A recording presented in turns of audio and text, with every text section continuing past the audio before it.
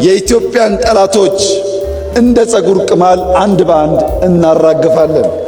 ሀገር ኢትዮጵያ አንዱ ከፍ ሌላው ዝቅ ብሎ ሳይሆን ሁላችን እኩል ሆነን 20ኛው ብሔር ብሔረሰቦች በዓል ላይ ጠቅላይ ሚኒስትር ዶክተር አብይ አህመድ አነጋጋሪ መልእክት አስተላልፈዋል። እያንዳንዱ ጠላትን ልክ እንደ ጸጉር ቅማል ለቅመን እናስወግዳቸዋለን የሚለው መልእክታቸው ኢትዮጵያ አንዱ ከፍ አንዱ ዝቅ ሳይልባት ሁሉም በእኩልነት የሚኖርባት፣ የሚሰራባት፣ የሚበለጽግባት ሀገር ትሆናለች የሚሉና ሌሎችም አነጋጋሪ የጠቅላይ ሚኒስትሩ መልእክቶች በብሔር ብሔረሰቦች በዓል ላይ የተሰሙ ናቸው። እነሱን መልእክቶች እናስደምጣቸዋለን። መጀመሪያ ጭላሎ ቲዩብን ሰብስክራይብ አድርጉ። መጀመሪያ እንግዲህ ልክ እንደ ጸጉር ቅማል ብለው ያሉትን ሐሳብ እሱን እናድምጥ እስቲ። ለመላው የኢትዮጵያ ሕዝብ ዳግም ከሆሳና ምድር ላረጋግጥ የምፈልገው ማንኛውም ፈተና፣ ማንኛውም ትንኮሳ፣ ማንኛውም የክፉ ሐሳብ ኢትዮጵያን ከብልጽግና ማቆም አይችልም። እያንዳንዱን ፈተና ወደ ዕድል በመቀየር የኢትዮጵያን ብልጽግና እናፋጥናለን። የኢትዮጵያን አንድነት እናጠናክራለን። የኢትዮጵያን ጠላቶች እንደ ጸጉር ቅማል አንድ በአንድ እናራግፋለን።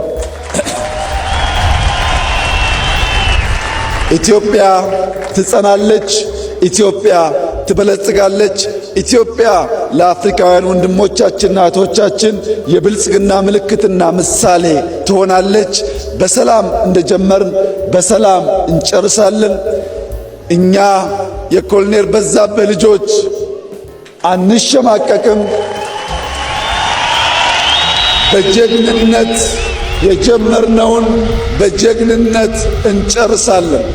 ኢትዮጵያ በልጆቿ ታፍራና ተከብራ ለዘላለም ትኑር።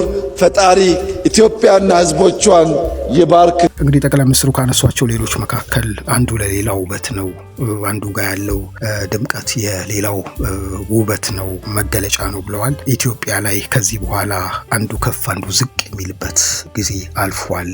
እኩል ሆነን ሀገራችን እናበለጽጋለን የሚለው ንግግራቸውም ሀሳቡም እሱም አስገራሚ ነበር። የእሱን ሀሳብ እናድምጥ። የአፋር ዳጉ ለዳውሮ ኩራቱ፣ የሲዳማው ጨምበላላ ለአማራው ሐሴቱ፣ የኦሮሞው ገዳ ለሐረሪ ምቾቱ፣ የአክሱም ሐውልት ለሃዲያው ታሪኩ፣ የጀጎል ግንብ ለቤንሻንጉል ቅርሱ፣ ፋሲል ቤተ መንግሥት ለሃዲያው ሀብቱ፣ የሶማሌው ዳንቶ ለጋሞ ባህሉ፣ የጉራጌ ክትፎ ለእያንዳንዱ ኢትዮጵያዊ ጣዕሙ፣ ያንዳችን ለሌላችን ውበት፣ ያንዳችን ለሌላችን ክብር የሆነባትን ሀገር ኢትዮጵያ አንዱ ከፍ ሌላው ዝቅ ብሎ ሳይሆን ሁላችን እኩል ሆነን በወንድማማች ዓይን ተያይተን በመደመር እሳቤ የበለጸገች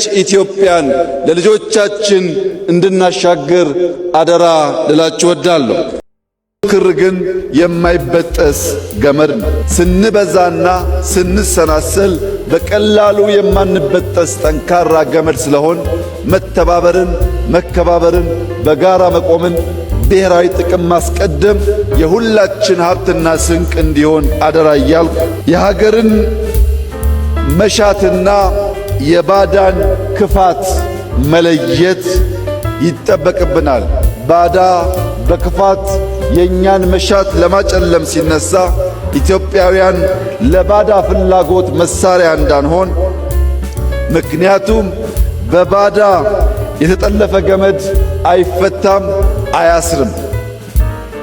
እርስ በርስ መተሳሰር ሲገባን ክፉ እሳቤ ያለውን የባዳን መሻት በውስጣችን እንዳናስገባና በታሪክ ተወቃሽ እንዳንሆን ኢትዮጵያውያን ቀልብ ገዝተን ሰላማችንን እናጽና፣ በንግግር እንመን፣ በተሰማራንበት የሥራ መስክ ሁሉ በትጋት እንስራ፣ ሌብነትን እንጠየፍ፣ የሀገር ጥቅምና የሕዝቦቻችን ክብር እናስቀድም፣ ለዘመናዊነት ለለውጥ ክፍት እንሁን፣ ሉዓላዊነታችንን በሁሉም መስክ እናሳካ፣ ልመናን ታሪክ እንድናደርግ የጀመርነውን መልካም ጅማሮ ሁሉ ለፍሬ እንድናበቃ ሰላምን፣ ንግግርን፣ ውይይትን፣ አንድነትን፣ ብሔራዊ ጥቅምን እንድናስቀድም በታላቅ ትሕትና አደራ ላችሁ እወዳለሁ።